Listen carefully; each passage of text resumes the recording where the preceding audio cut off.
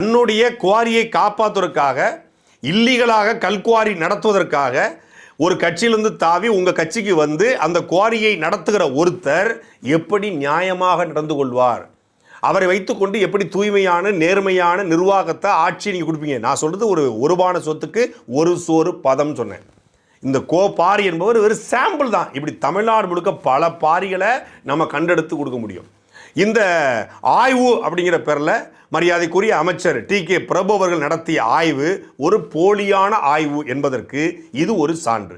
67 குவாரிகள்னா எந்தெந்த குவாரிகள் மூடப்பட்டிருக்கு, எந்தெந்த குவாரிகள் ஏன் தென்காசி, விருதுநகர், மதுரைக்கு மட்டும் அமைச்சர் ஆய்வுக்கு போனார். தமிழ்நாட்டில் தென்காசி, விருதுநகர், மதுரையில் மட்டும்தான் குவாரி இருக்கா?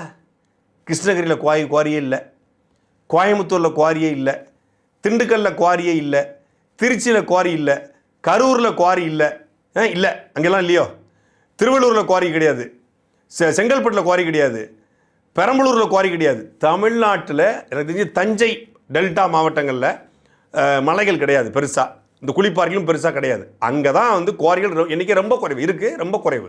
அதை தவிர்த்துட்டு 30க்கும் மேற்பட்ட மாவட்டங்களில் 1800க்கும் மேற்பட்ட குவாரிகள் இருக்குது. முறைகேடான குவாரிகள் நிறைய இருக்கிறது.